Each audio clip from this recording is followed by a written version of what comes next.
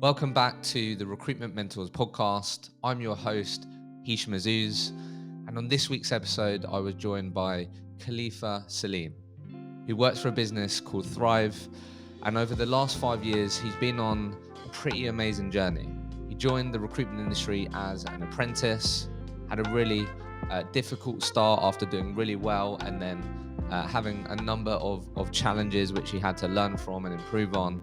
And over the last 5 years, he's recently become the divisional business manager within the company that he works for. So he's successfully climbed the ranks. He's managing a team of 15 people. And Khalifa is someone that has absolutely worked his socks off to get to where he's got to. He's someone that clearly is always willing to learn.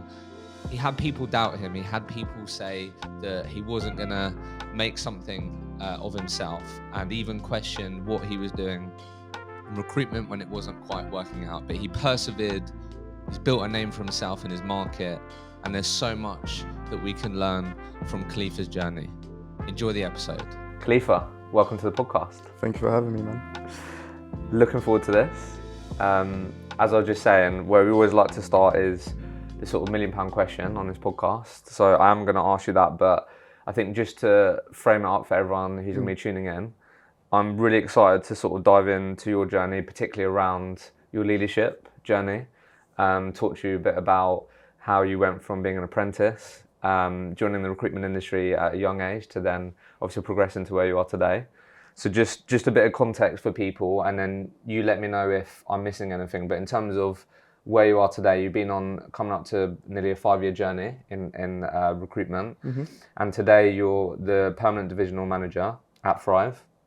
You're responsible for 15 people, 2 teams, and have 2 direct reports. And that's what we're going to break down today. Sure. Yeah? Let's go for it. So, as I said, where we always like to start is I'd love to get your thoughts on this. So in your opinion, what characteristics and traits do you believe make up a highly successful recruiter in today's market? The number one thing I think is work ethic. Hard work beats talent. And if you've got that work ethic and that drive to want to do better and put in the hours and, be productive in those hours, then you should be successful. So in my opinion, first thing is work ethic. I think discipline as well. You really need to be disciplined in this job. And anything that you do, I think if you want to be successful, whether it's going to the gym, whether it's, whatever career it might be or profession it might be, you need to be really disciplined. And in recruitment, you need that discipline. So work ethic, discipline, and a strong why, solid motivations that keep you going. On those days where you feel like giving up and quitting, that solid why and that solid motivation is going to keep you going, and, you're going to pick up that phone when you remember your why. So I'd say those 3. Yeah, I like that. On the solid why, what was yours? It's a big one. I honestly think it's down to my family, really. It sounds very cliche, making my family proud, but it's more than that. It's I want to leave a legacy within my family, and and I'm talking about here in the UK and back home in Tanzania. So I want to be able to improve our community back there with being successful here, and giving people opportunities abroad as well as here, and actually creating a legacy for my family and my kids, amazing, and my kids' kids. And I'm always interested in this. Has that evolved to get to that point? Did it look slightly differently when you entered the industry as an apprentice, or did you sort of find that anchor point quite early on? Because I do feel like sometimes people can struggle to sort of articulate or really understand what their why is, but I think it is important. In my own journey, it can evolve over time. Yeah. So was it obviously I can tell how strongly you feel about that. Was it like that at the very beginning, or was it maybe more towards money and then that, or was it always like that? I think it was always like that, because just to touch on that point, when I got into recruitment, I didn't know about the opportunities of how much money you can make. I just went in as an opportunity. So I had no clue about the money side of it. I didn't know that you could actually, make serious money. I think it's more coming down to my parents' story and seeing my mum sacrifice a lot and then coming down here, because she's got 13 siblings and she's the only one that made it out. So she sacrificed everything to kind of come over here and, give us, me and my brothers and my siblings, a better opportunity. So it kind of always, I'm doing the exact same thing, you know, trying to sacrifice whatever I can do to make sure that my existing family and then my future family also have much better opportunities than I was given. And yeah, so That's amazing. Who I'm always interested about this. So who was Khalifa before recruitment? How would you describe Khalifa before he entered recruitment? If we start from school days, you know, I was known by the teachers for all the wrong reasons. You know, I was that kid. Bit of a menace, very cheeky, still very cheeky. I don't think that will ever leave me. But like, I didn't take school seriously. Like, I did not take school seriously at all. And I didn't take my education seriously. I just went to school to have fun. Like, so like in school, class clown kind of thing. And I always knew from school days that I am not going to be going to university, so I don't need to take my education seriously. That's the mentality that I had back then. And I knew just from early on, yep, I'm not going to university. I'm just going to finish school, grind, and just make money. And then as soon as I finished school, I was looking for my first apprenticeship. And then I secured an apprenticeship in St. Thomas's Hospital. So I was working for a private pathology company, doing some admin, customer service, working in the labs, and that was a great experience. You know, I'd done that for 12 months, learned a lot, met a lot of people. I was 16, 17 at that time, and it was definitely good money for that age as well, like definitely good money, but it was a bit boring, and I was like, where am I going to be in 5 years' time? You know, there's no real opportunity here, and, you know, I learned a lot. It was great. I worked with cool people, but it just wasn't a bit of me. So I started looking for my next apprenticeship. So at that time, I'd done a level 2 business admin apprenticeship. So I was looking for my next apprenticeship, and then I applied through like this apprenticeship agency, and they found me. They got me a few interviews. Done the first interview, didn't make it. Second interview, there was another recruitment company, you could say a competitor. They didn't take me on. And then I'd done the third one with, back then it was known as Lennon Wright. And I'd done it with John. And then I'd done the second interview. And then I'd done the third interview. And then, yeah, John offered me the job as an apprentice resourcer. So how old were you when you joined that? 17. Wow, yeah, I love that. So I know you're quite passionate about this. I've seen some of your posts online and stuff. Mm-hmm. So probably a good time to ask it. Like a lot of young people enter the recruitment industry. A lot of young people listen to this podcast. I guess what would be how would you communicate to people as to why they should consider going down the apprenticeship route? Why obviously clearly it's massively helped you, but like what sort of your message around that for people? Yeah, just to put into context, like I guess one of the reasons why I didn't as well want to go to university was because back then I didn't really know how it would work, and I used to see it and hear like, oh, you're going to be going into debt, 9K a year, and I was like, I don't even have the money now. My parents don't have the money now. How the hell am I going to, go into debt? So that was like the biggest turn-off at that point, when you're like, 13, 14 here and they're going to be in debt. So then that's when I started thinking, okay, how can I actually make money? So an apprenticeship obviously gives you the opportunity to, study and make money, and obviously get some good experience at the same time. So I think don't be picky about what apprenticeship you do. Obviously know what you want to do or know what industry you want to work in. But like an opportunity is an opportunity. If I was picky with the apprenticeship that I wanted, I probably wouldn't be where I am today. So like just let the opportunity come to you, and just use it as experience. And if you don't like it, move on, find somewhere else. But you won't regret that experience of doing an apprenticeship and getting that qualification. Yeah, I love that. I'll probably have a similar mindset. I didn't go to university, but whenever I sort of interview young people on the podcast, and I've recently done like a graduate sort of early on in recruitment series, like, I don't know if you've seen this in maybe people you hired or met yourself, but I think when people do go to university, they put they've already got a lot of pressure on themselves. Yeah. But they put so much pressure on themselves to get the perfect job after university, right? And I think when you're young, it's the perfect time to experiment. Like, how do you know if you like certain foods without trying it, right? And I think that's a really great way to sort of view your work experience and the things you're going to get exposed to. You're not going to really know what it is that you really enjoy, what you really want to apply yourself in until you try different things. Yeah. So I think that's great advice. So I guess final bit on this end, what has a career in recruitment sort of given you that maybe you least expected? Sort of we're nearly 5 years on this journey now. What's it given you that you least expected, you think? 22 with a bald patch. No, I'm joking. Well, that's part of it. It's there. But I think a mentor. Like one of my best clients, who I've been working with for about almost 4 years now, is a very good friend of mine, still an existing client, but he's also a mentor. And this person's very, very successful. Previously worked and founded businesses in San Fran, in the Silicon Valley. Multiple exits, very well known in the German scene as well as the San Fran scene. And yeah, he's just a very switched on man. And, he's advised me a lot of things, he's taught me a lot of things. And, I never thought that I would find a mentor like through recruitment by being one of my clients. Mm. So I would say I love mentor. that, yeah.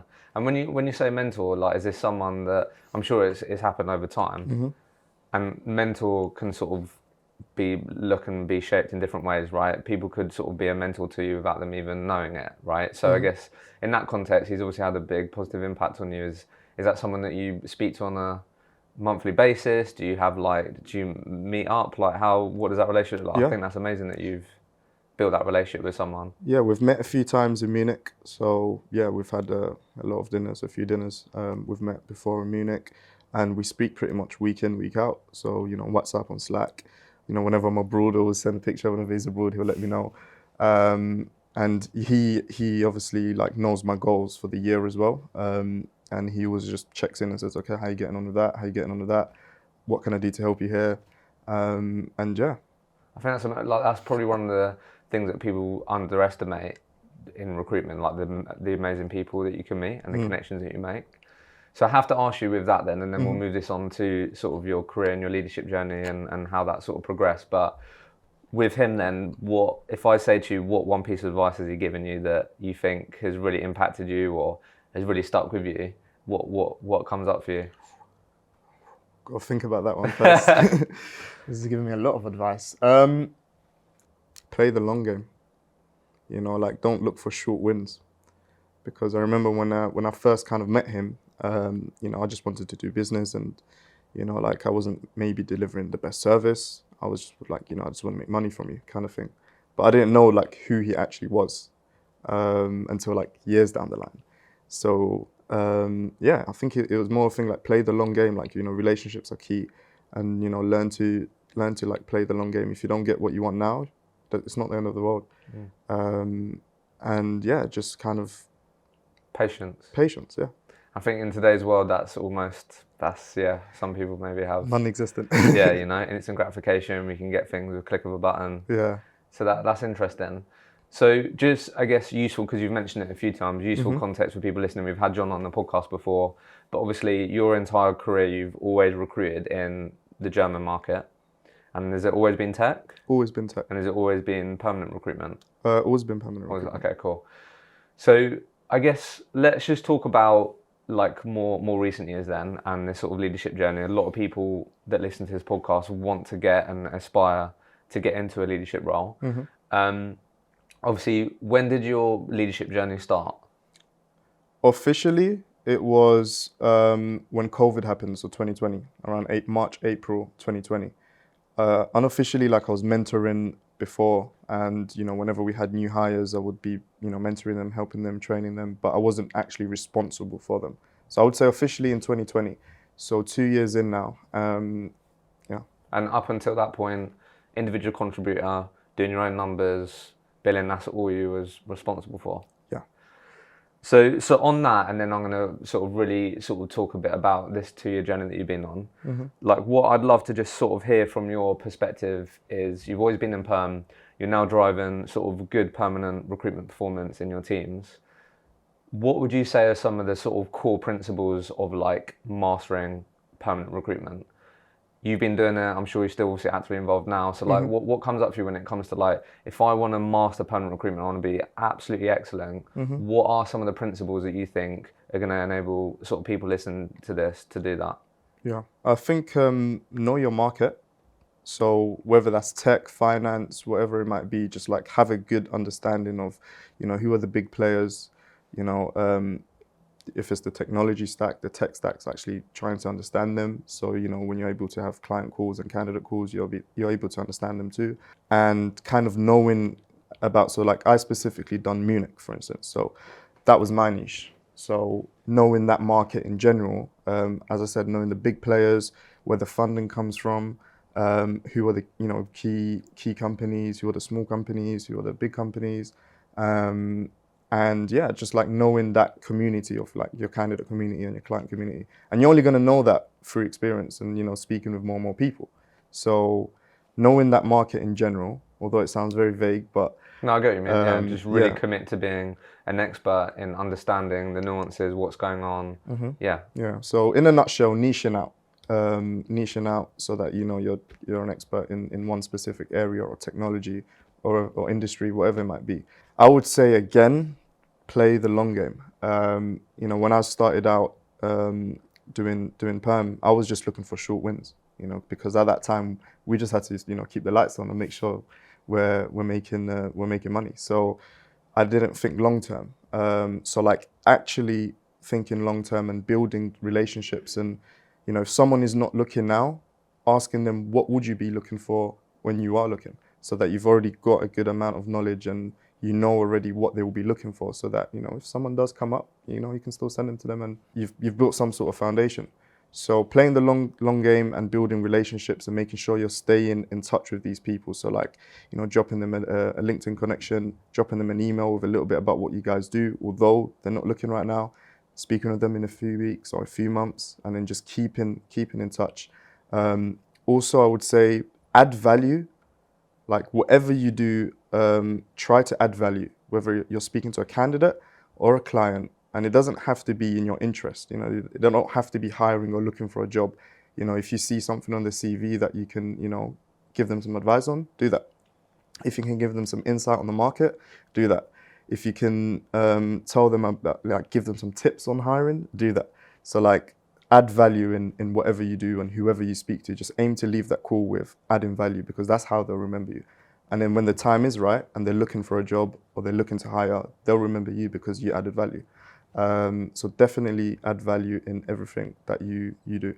I would also say like time management is a big thing, and, you know, like organization. So I come from an admin background in the hospital, so like I was quite good at, you know, time management, organization and planning and stuff like that. So that's really important, because you need to know when to call that person. You need to know when to do this. You need to know, and obviously you're going to have guidance from your manager, but a lot of that is going to come down to you if you want to be a really good recruiter. So having that in place and having, like, you know, some real competence in that area is going to help you a lot, because one thing I was quite good at was tracking things. So I'll have like a spreadsheet, and every good conversation that I had, I would put it in. Every lead that I have will be very detailed. And I'm known in the business for being very detailed. So I would make sure that like everything that I do, I'm on point with it, and I will remember things. I love that. Yeah, so commit to being an expert, play the long game, build relationships, add value, try and add value in sort of every interaction. Mm-hmm. So Khalifa, everyone that listens to this podcast loves a breakdown of a day plan. So I think this is the perfect time to ask it. So it'd be really good just to hear sort of how you remain disciplined, how you break down your day, how you really ensured that you maximised each day, especially in 360 recruitment. Like that's what I did, and I know a lot of people struggle with doing the candidate side. BD is difficult.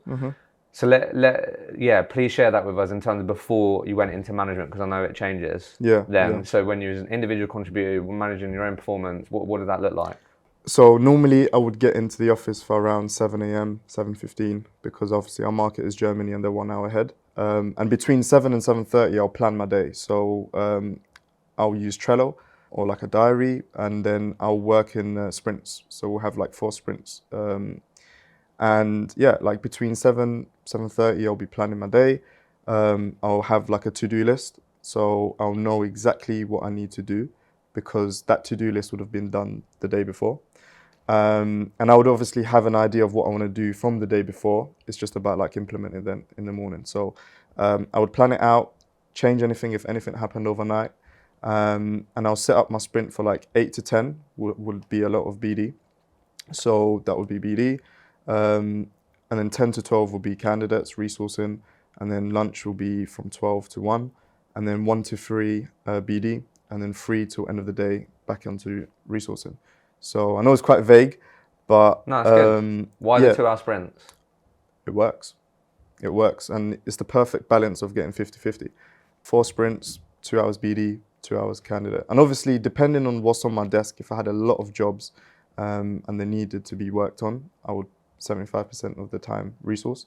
If I had minimal jobs, then obviously I would spend more time doing BD. But I always made sure that I got a good mix at all times. And it fell into a routine, and I think that's really important in recruitment.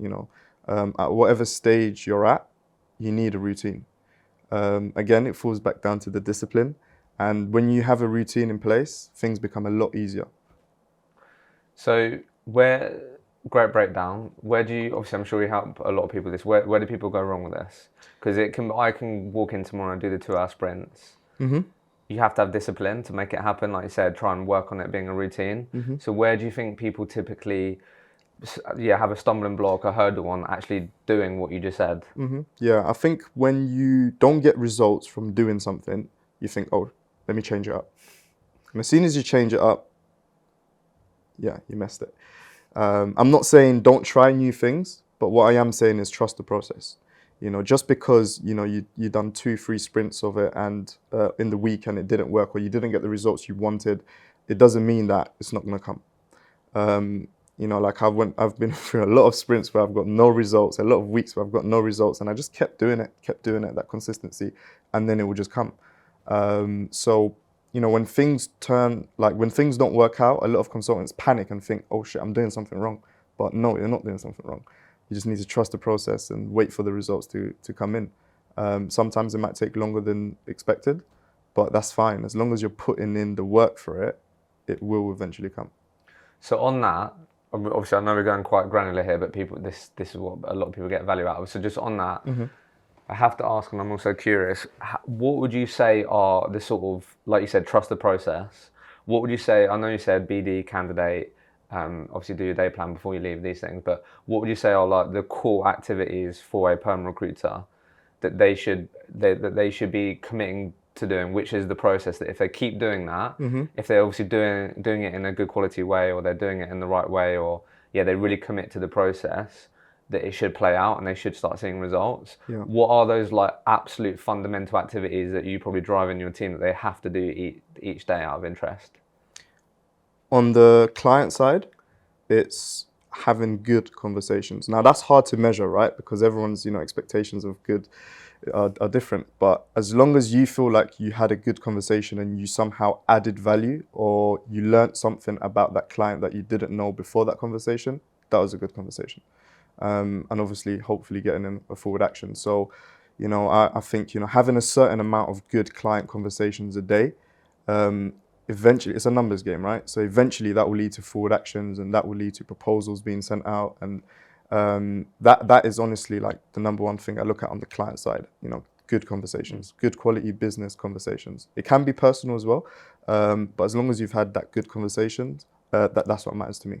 Because if you have a lot of good conversations, again, it will turn into future business. On the candidate side, it would be, so it depends on the role that you do, because if you're doing 360, then obviously like you need that mix. But if you're like 180 or 270, like it's a bit different. But let's just say 360 on the candidate side, obviously like, candidate qualification, getting some CVs out, getting interviews, but also like market insight is a big one.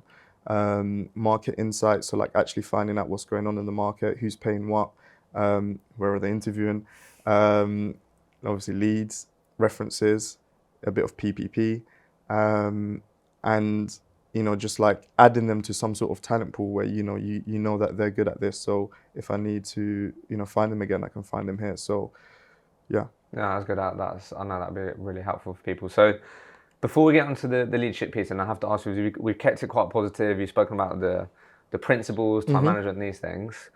Like I know how hard you've worked to get to the position that you are in. So let's just hear like on your as a perm biller on that journey, what do you think would you say has been one of the biggest, let's say, challenges or biggest hurdles that you had to break through Mm-hmm. that you think really enabled you to kick on?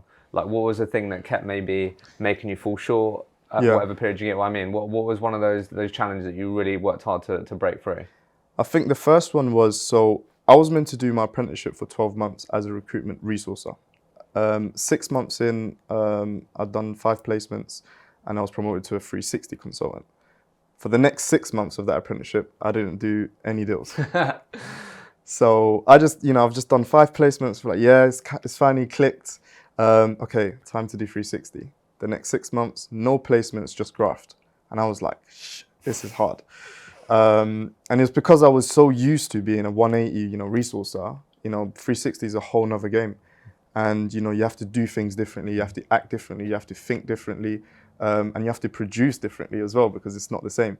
So I struggled to kind of get into that kind of rhythm and that routine of doing 360, because I was so used to one way for 6 months. So yeah, eventually at the end of my apprenticeship, I done my first deal as a 360. And obviously I got offered the job. And for the next 3 months, I blanked. So I was like, when is this going to end? Like, when is this going to end? And finding that consistency was a big, big, big challenge for me for about almost 2 years. I wasn't consistent for almost 2 years. It was a lot of ups and downs. But what did remain consistent was the activity and the work rate. So trusting the process, I was there still early, finishing late, working on the weekends when I had to, putting in the time and stuff, and learning as well throughout the process. And that work rate was just there. The results, they were there sometimes they weren't. And I struggled to get consistent. Hey everyone, a real quick one from me. This podcast would not be possible without our amazing podcast partners, Vincere and Sourcebreaker. Because you listen to this podcast, you're able to get your hands on exclusive savings on both of these award-winning products. If you're a growing recruitment business, you have to check out Vincere, who are an all-in-one operating system for your growing recruitment business. With Sourcebreaker, if you want to make sure that all of your recruiters have the best tools on the market to stand out and beat their competition, then you have to check out Sourcebreaker. Use the link in the show notes, in the comments below, and you'll be able to get yourself exclusive savings on these amazing products. I appreciate you sharing that, because this is so common. So I'm glad you shared that. So just on this then, I've been asking quite a few people this, and I think it helps a lot of people. So a lot of people go on that recruitment roller coaster, that journey you just described, and a lot of people quit. I think that is one of the many reasons why people enter our industry and leave it, because of that lack of consistency, the highs and lows. The lows can be super low, highs can be really high. So what ended up, obviously clearly what you said, what I really liked is that you focused on the things that you can control, your activity, your work ethic, these things. What ended up being your sort of, did you have any sort of rituals or things that you used to do that really helped you not let the lows take over? And when you blanked again and you blanked again, that didn't mean then every day Khalifa was moody, it was grumpy, it was affecting the activity and your motivation. What did you do to make sure, like, you snapped out of it, or you got up and you got, right, we go again? What sort of things did you do to help you with that? To be honest, a lot of it's more like the other way around. A lot of things were being done to me. I was being doubted a lot by my friends and my family, and that fueled me. I remember I used to come back from work at 18 years old, 19 years old, at 9 p.m. sometimes, 8 p.m. was quite common. And they used to look at me and say, bro, you're 18, it's just a job, just quit. It's not that deep. And then I used to spend my weekends, every Saturday, I would always go to the office. There was no remote working back then. And we had, there was no laptops either, it was just desktop. So on my Saturdays, I used to go into the office because I was young and I had nothing to lose and everything to gain. And they would my friends and my family would just look at me like, what the hell? It's not that, just quit. So then that really fueled me, because, it really it touched me, because I was there thinking, you don't see what I do there. I graft and it's really difficult and I'm not getting results, but I'm not quitting. Because I honestly thought that if I could do this job well and be successful in this game, then I could do anything. That's how hard it was for me. And if you're in recruitment, you would know how hard it is at the beginning. But imagine it being, 17, 18 years old and Your competitors are, for instance, Faisal and Sunny, and they're like proper on it. So yeah, like it was really really tough. Yeah, And so you use that as motivation. That's fair. No, Yeah. I love that. So let's talk about this leadership journey then. So it started just before COVID. Yeah. Not ideal. Officially, I know you told me. So your first hire in your team joined just before COVID, right? Or was on the day that they announced the lockdown in the UK, Yeah. I made him the offer and yeah, accepted. So you had to start your leadership journey managing someone remotely, and I'm assuming you didn't do that before. Haven't done that before. No. Right. Yeah. So that's interesting. So I guess let's just start with like you're responsible for 15 people at the moment. How do you think people in your team would describe you as a manager, as a leader? Very no filter, as in, you know, like I don't beat around the bush. I'm very honest, very transparent, critical in a good way. Like I always look at, obviously recognition is always there and I always give recognition, but always look at how you can improve in the smallest of ways. I always look at how you can improve because that's how I was, you could say, raised by my manager, and I loved that, and that made me who I am today. So I'm going to do the exact same thing with my guys. Quite cheeky, maybe cheeky. That side will never leave me, and some say serious, and all of them say there's two sides of me. You know, there's my professional self, and then there's my social self. Yeah. How have you gone about? So you just mentioned there how a lot of people obviously end up utilising or using approaches to leadership management that they've experienced themselves and sort of pass that on. How have you? What sort of leadership? I don't know. You could call them principles, approaches, whatever. Have you ended up cultivating yourself on your own journey? I think it's important to build out your own philosophies and the things that you really believe in. What are some of those that you sort of maybe evolved over the last 2 or so years? I think the biggest one is trust. You know, my manager really trusted me, and John really trusted me to, you know, do the job. You know, otherwise they wouldn't have hired me, right? So I wasn't being micromanaged, and you know, they trusted that, you know, I can do the job. So when that meant me trying different things that the company hasn't done before, or trying to bring on new ideas, you know, I had that trust of, okay, give it a go. And obviously that trust of making my own kind of plan, you could say, of what I want to do or what I want to achieve. Because, you know, I'm not going to hire someone to not like trust them to do the job. You know, if you're hired, first of all, in our team, you know, that's a big thing. So yeah, trust is the number one. I would say openness as well. Having that, you know, open transparency kind of thing where at any point they can just pull me in and say, hey, I need to speak to you about something. And at the same time, I could do the same to them.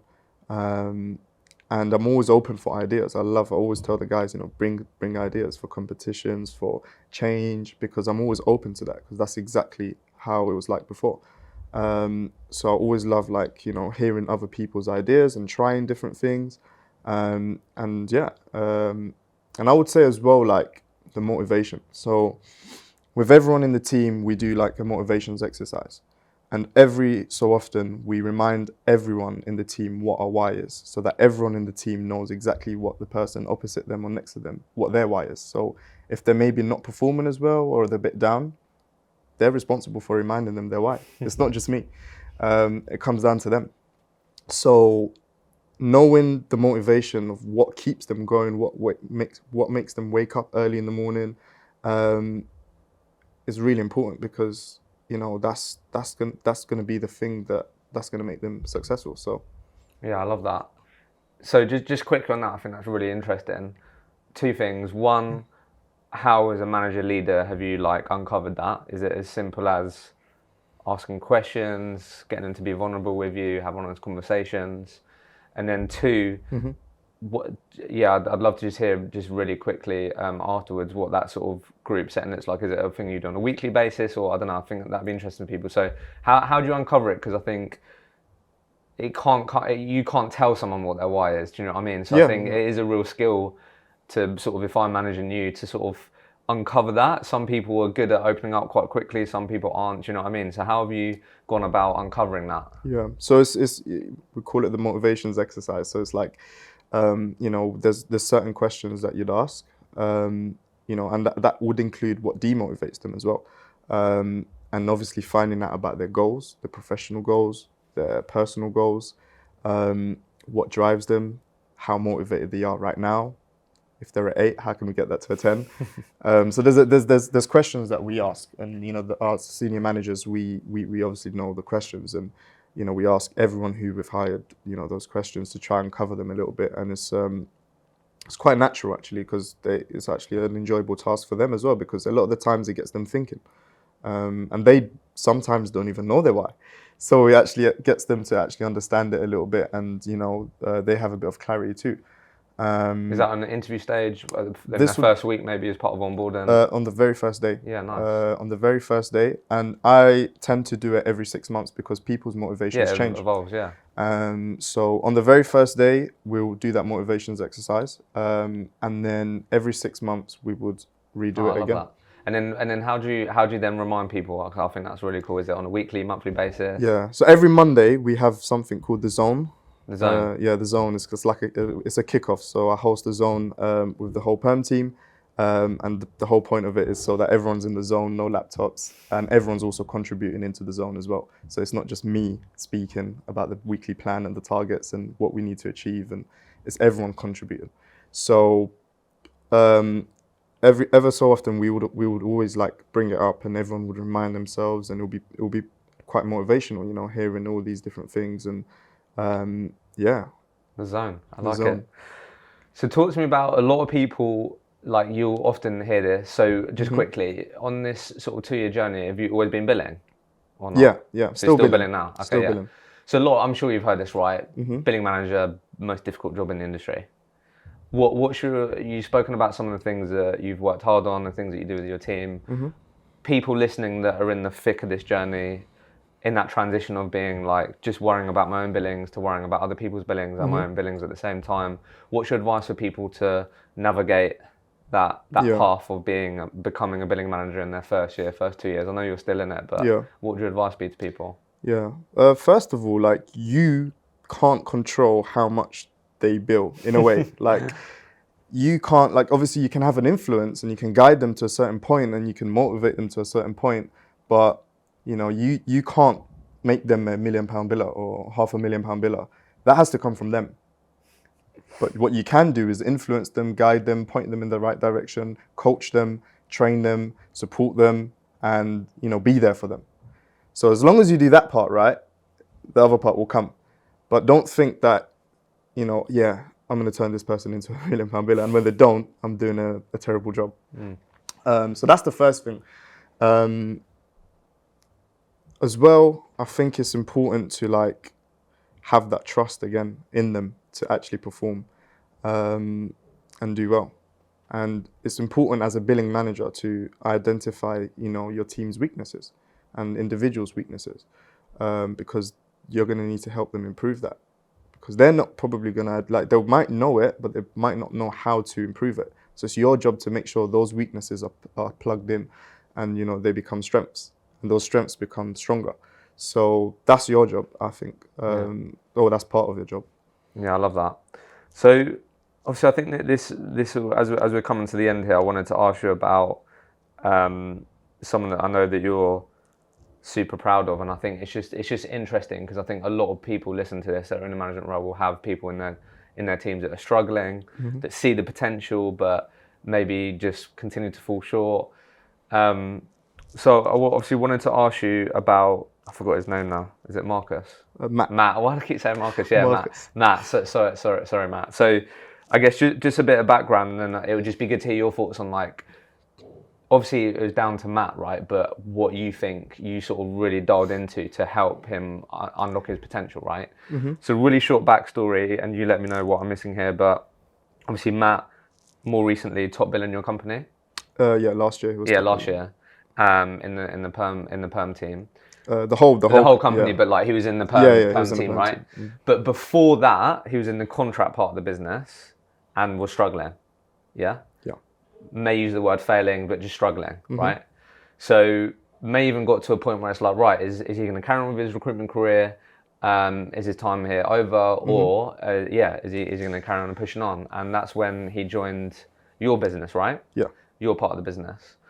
So the reason why I'm asking this is I just know there will be people, managers and leaders where they will have people like Matt in their business that like, I know this guy can do it. I know this guy can do really well. So when he joined your part of the business, what were some of the things, and maybe throughout the journey, do you think you really helped him with, that you focused on, that you dialed in on, that you feel has really enabled him to build his confidence, to maximize his potential, do you think? Yeah, I think to start off with, just on that note, a lot of the times in recruitment businesses, there's the right people just in the wrong seats. Yeah. So he was definitely the right person, but just in the wrong seat. And I quickly discovered that, and that's why I also wanted him to be part of my team eventually. So he had a contract background. He was doing contract for almost 1 year. So contract game is very like quick. You're not really thinking long term as you would on the permanent side. You're not as detailed. There's not much of closing, like candidate closing. So there was a lot to learn on the perm side, right? Because you're used to doing it this way. So I had to help him and support him with the level of detail when it comes to candidate qualification, taking the job spec, certain calls, because perm, there's always a build up. It's a process. It's not just one call, you get a job, you fill it in the next 3 hours. So the level of detail. Also, a big part of it was like the processes, and having to like trust the process of takes one call, then this, then you got to do that, then you got to do that, because there isn't any of that in contracts really. So trying to like educate him about the processes and kind of get him up to scratch with that was quite difficult, but it happened quickly. So and the biggest part was closing.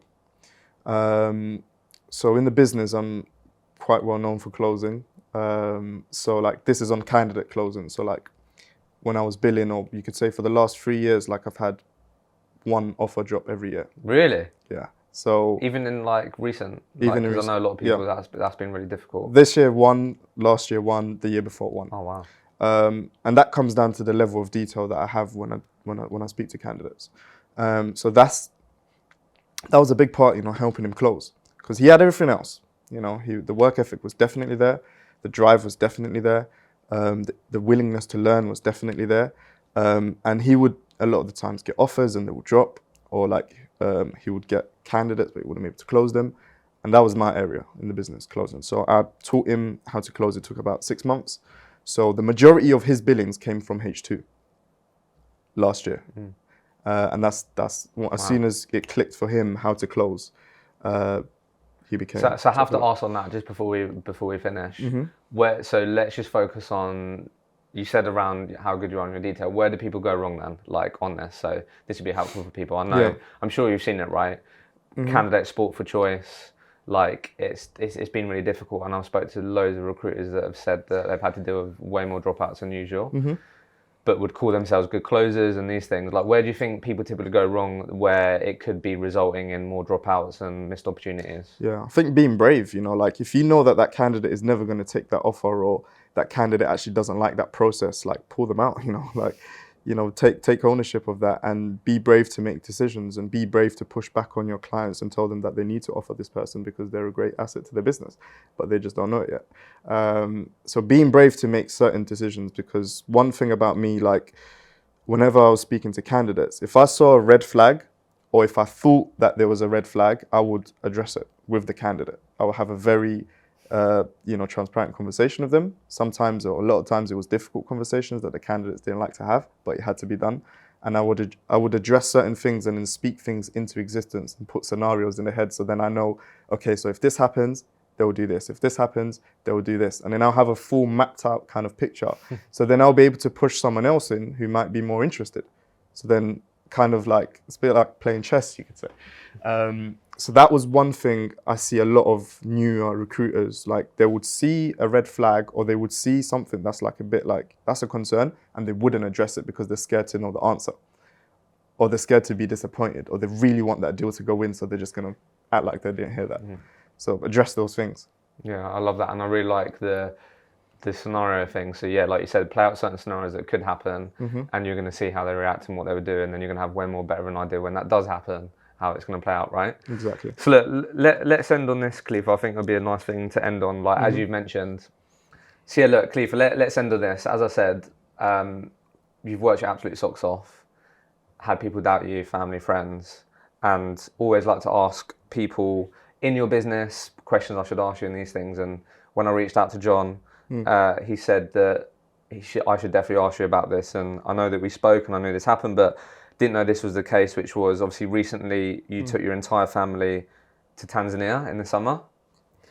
That's pretty special, right? And he knew how much that meant to you and sort of how proud he is of that. So yeah, like let's end there. Like, what did that feel like? These same people that maybe, as I said to you, that you shared with us, right? That it's just a job, it's not that deep. You was able to provide that. I know that's really important to you. So how did that feel? Yeah, no, it was a good feeling because that was one of my goals. So I've got 15 goals this year, 5 personal, 5 professional, and 5 monetary goals. And that was one of my personal goals, you know, to expense and pay for my whole family's trip to Tanzania, where we're from. And yeah, no, it was a good feeling, like knowing they're still out there, except me. I was there for 2 weeks, so they're still out there. They'll be back in a few weeks, but yeah, like it's just a good feeling, like knowing that, because I've got one older brother and the rest are all younger, like so like my little sisters weren't doubting me. It was more like my brother and my mum and my aunties and uncles and stuff. So like it's just a good feeling being able to do that, you know, and kind of see that they're out there, and not because of me, but like they're enjoying themselves and they deserve it. Better than any commission pay pack, that feeling? Oh, 100%. 100%. I mean, yeah. Honestly speaking, yeah, nah, it's definitely a good feeling. I love that, Khalifa. It's been an absolute pleasure, mate. Thanks for joining me. Thank you, Hisham. Thanks for having me. Bosh, mate, that's a wrap. Thank you so much for listening to the episode. I hope you enjoyed it and got value from the conversation. If you did enjoy it, please don't forget to like, share, and subscribe, and we'll see you in the next episode.